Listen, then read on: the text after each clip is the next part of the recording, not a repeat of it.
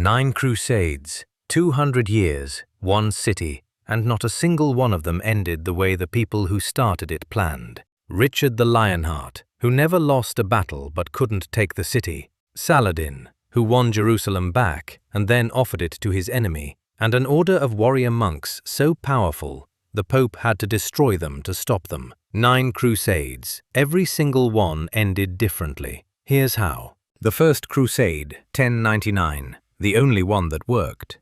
Pope Urban II speaks at Clermont in 1095. Nobody wrote down the exact words.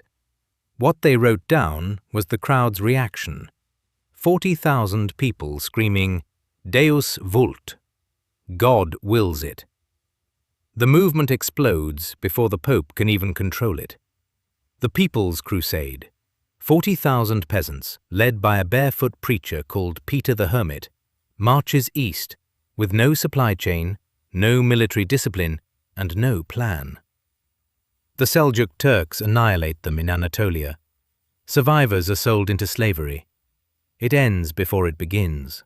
The second wave is different. 30 to 40,000 knights and heavy infantry under 5 noble commanders converge on Constantinople. Godfrey of Bouillon, Bohemond of Taranto, Raymond of Toulouse. The Byzantine Emperor Alexios I extracts loyalty oaths from all of them. Any land you retake belongs to the empire. Most swear. Most are already planning to lie. They smash the Turks at Dorylaeum in 1097. Then they spend 8 months besieging Antioch in the Syrian summer. Men drinking their horses' blood, dying of disease faster than the enemy can kill them. When the city finally falls, a Muslim relief army immediately arrives and traps the Crusaders inside. Now they're starving in a city they just captured. Then a monk named Peter Bartholomew announces he had a vision. The Holy Lance, the spear that pierced Christ, is buried under a cathedral floor. They dig. They find something metal. Nobody can prove what it was. The army doesn't care. They march out of Antioch, half-starved, outnumbered, screaming, and they break the Muslim relief force completely. Jerusalem, June 1099. The garrison has poisoned every well within miles. Horses are dying. On July 8th, the Crusader army conducts a barefoot procession around the city walls, singing psalms. The Muslim garrison watches from the ramparts and laughs. 6 days later, the siege towers roll. July 15th, 1099. Godfrey of Bouillon's men breach the northern wall. The gates open. What follows is one of the most documented massacres of the medieval era. Crusaders kill nearly the entire population, Muslim and Jewish alike. A chronicler writes, the blood in the temple compound reached the knights' bridles. The First Crusade ends with Jerusalem taken and a thin string of 4 Crusader states stretching from Turkey to the Sinai. They'd won, against every odd. The Second Crusade, 1148, the one that attacked its own ally. The first crack appears in 1144. The county of Edessa, northernmost Crusader state, falls to a Muslim warlord named Zengi. The shock in Europe is immediate. Pope Eugenius III calls a new crusade. This time the response isn't minor nobles, it's kings. Louis VII of France and Conrad III of the Holy Roman Empire both take the cross. The preaching is handled by Bernard of Clairvaux, the most influential clergyman alive, a man whose letters could mobilize entire kingdoms. Recruitment is staggering. The armies that march east in 1147 dwarf anything since the First Crusade. Conrad's German army hits Anatolia first. Same road the People's Crusade took. Same result. The Turks destroy them at Dorylaeum before they get halfway across. Conrad retreats with survivors. Louis's French army moves slower along the coast, gets harried constantly, loses thousands to Turkish raids, and arrives at Antioch in early 1148, a fraction of its original strength. Then the war council at Acre makes a decision that has baffled historians for 9 centuries. They came to recapture Edessa. That was the stated purpose of the entire crusade. The Pope said Edessa.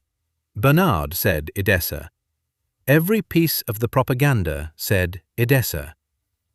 But sitting in that council room, looking at the map, someone proposes Damascus instead. Damascus is not the enemy. Damascus is the Crusader States' longest-standing Muslim trade partner, a buffer that keeps the far more dangerous Zengid forces to the north from reaching Jerusalem. The local Crusader lords say this out loud. They are ignored. The kings want land grants. They're not sailing home empty-handed. Damascus is close, Damascus is rich, and Damascus looks easier on the map.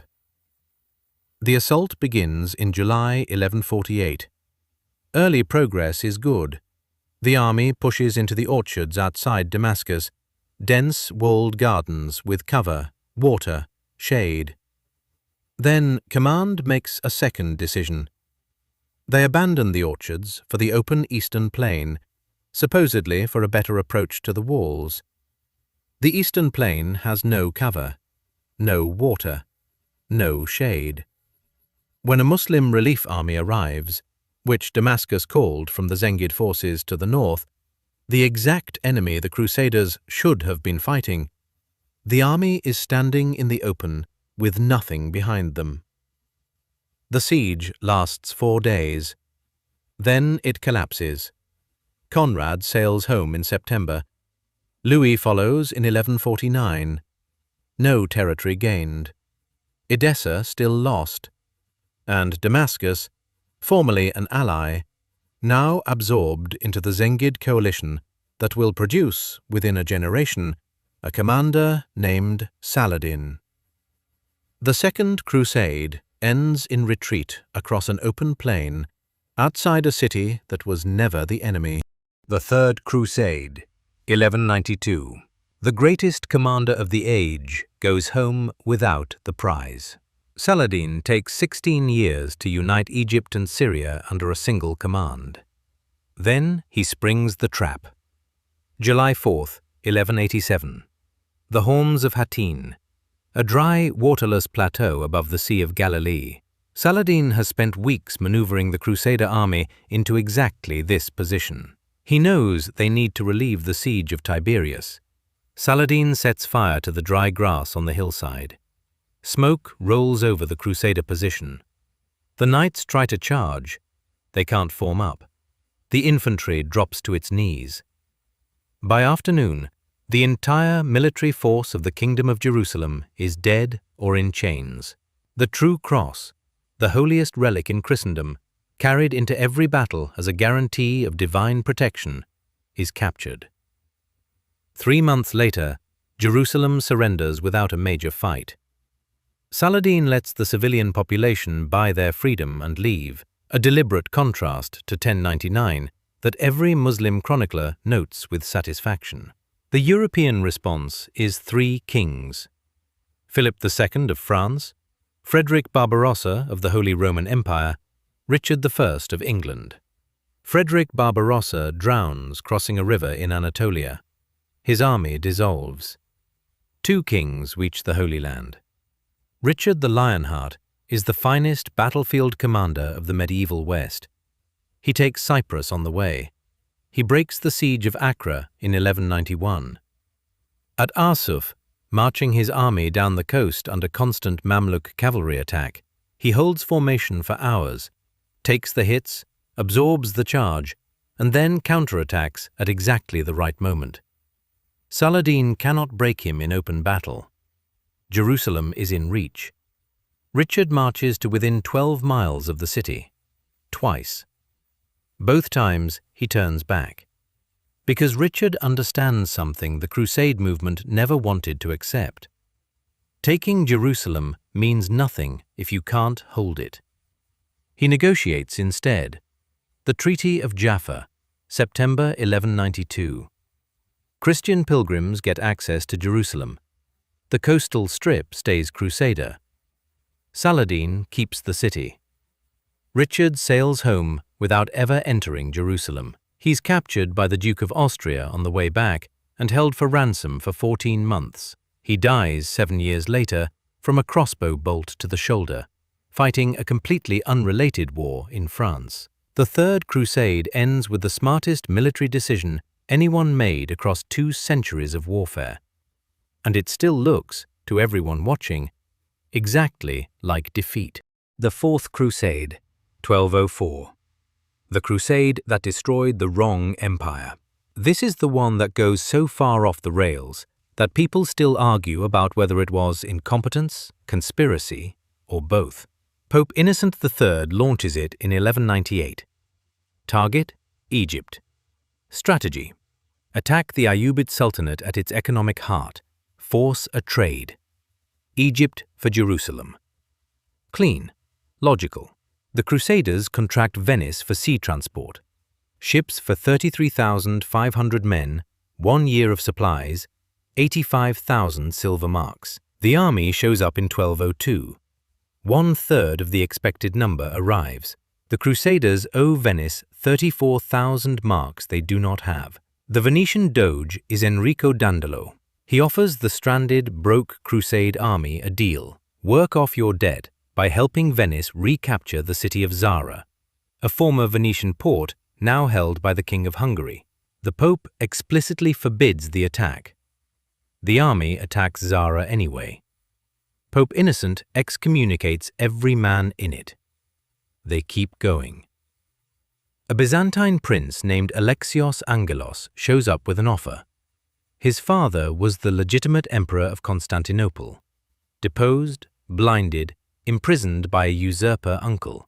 Alexios says, "Restore my father, and I'll reunite the Eastern and Western churches, pay your entire debt to Venice, and supply your Egyptian campaign." Several commanders refuse and leave. The rest sail to Constantinople. The assault on Constantinople's sea walls in July 1203 takes 1 afternoon. The usurper emperor flees. The legitimate emperor is restored, his son crowned beside him. Then the problem surfaces. The son, now Alexios IV, cannot deliver anything he promised. The money isn't available. The Crusaders camp outside Constantinople through the winter of 1203, watching their payment evaporate. In January 1204, a palace coup kills Alexios IV and installs an anti-Western emperor. The Crusaders decide to simply take the city. April 12, 1204. The walls fall. The city burns for 3 days. The Crusaders established the Latin Empire of Constantinople. It will last until 1261. The Byzantine Empire, when it returns, is a ghost, never recovers its power. When the Ottomans arrive at Constantinople in 1453, they find a hollowed-out city with no real defense left. Pope Innocent III, who excommunicated the army, condemns the sack in writing with undisguised fury. Then recognizes the Latin Empire. The Fourth Crusade never comes within 1,000 miles of Egypt. It ends with the most powerful Christian city in the world burning, looted by men who left home to defend Christendom. The Fifth Crusade, 1221. They were handed Jerusalem. They said no. The Fifth Crusade gets the strategy right. Egypt first. Take Damietta, the fortified port at the mouth of the Nile, and use it as leverage to pry Jerusalem loose. Airtight logic. The same logic that's been correct since the Third Crusade. The siege of Damietta runs from 1218 to November 1219. Brutal, disease-ridden. Fought as much against Nile floods as against Egyptian defenders. Then Sultan al-Kamil makes an offer that should have ended everything. Hand back Damietta. In exchange, Jerusalem, Bethlehem, Nazareth. Most of the Holy Land taken by Saladin in 1187. A 30-year peace agreement. The King of Jerusalem, John of Brienne, is ready to sign immediately. The offer is extraordinary. Everything the Crusades had been fighting for, handed over. No more blood required.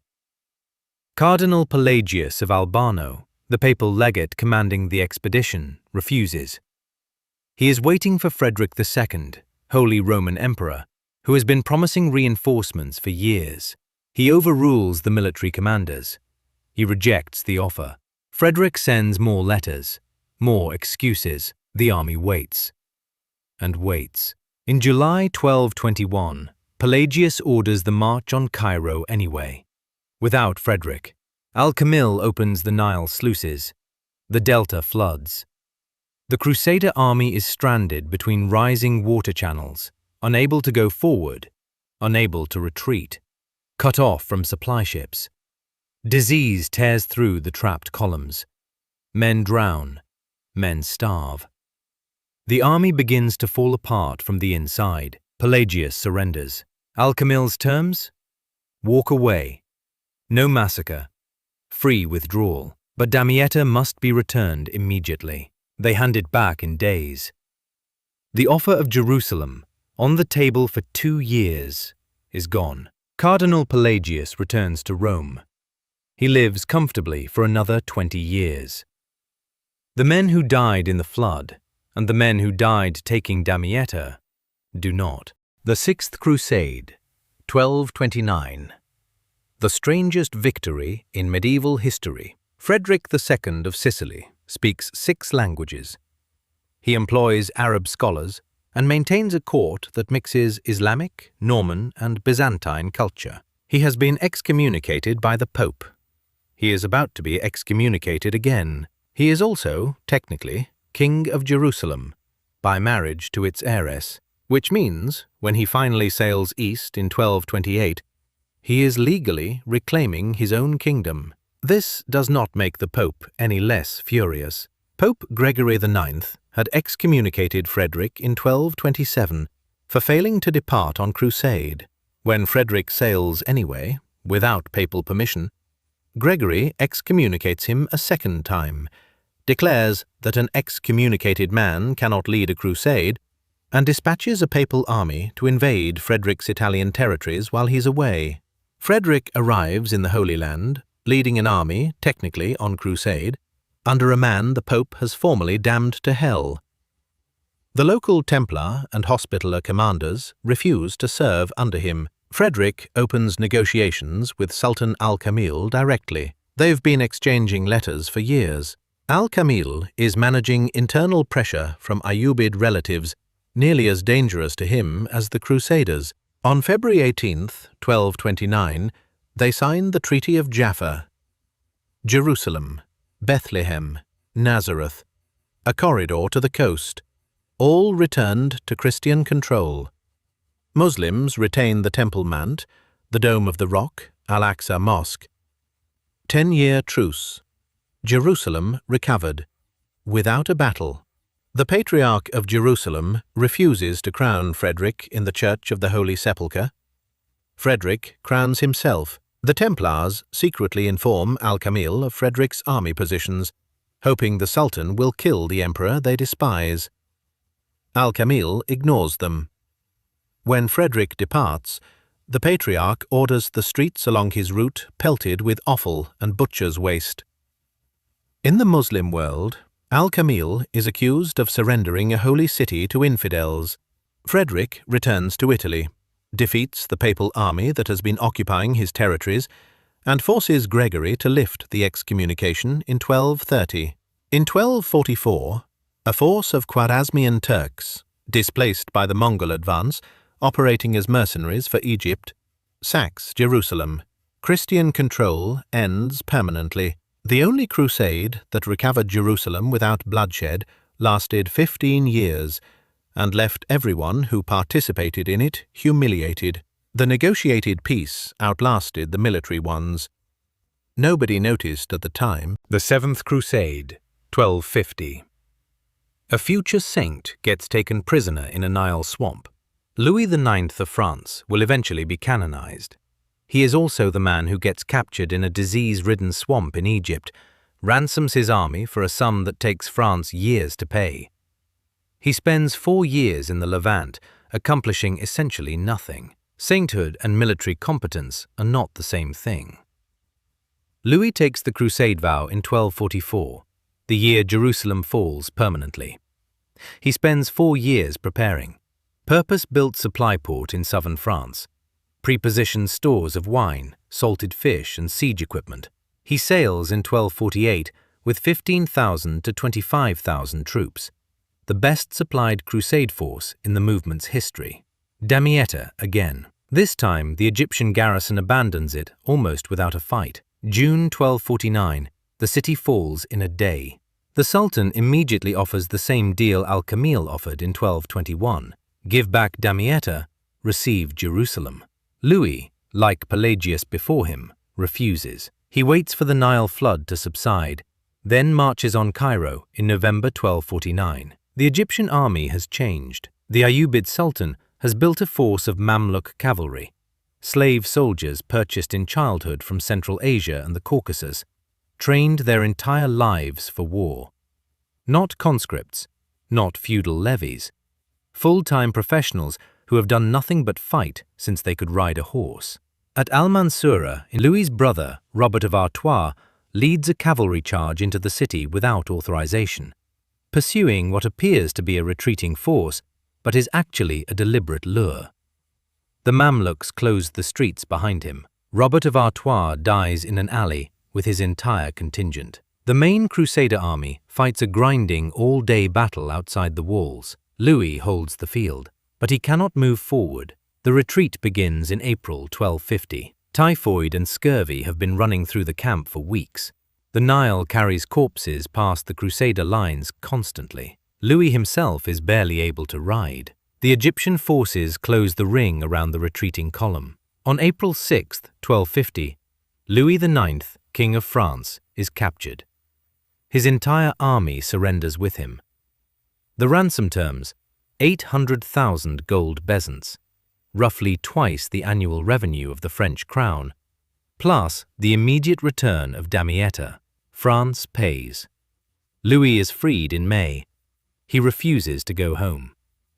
He spends the next 4 years on the Levantine coast, fortifying port cities, negotiating prisoner releases, refusing to simply admit that the campaign is over. He finally returns to France in 1254.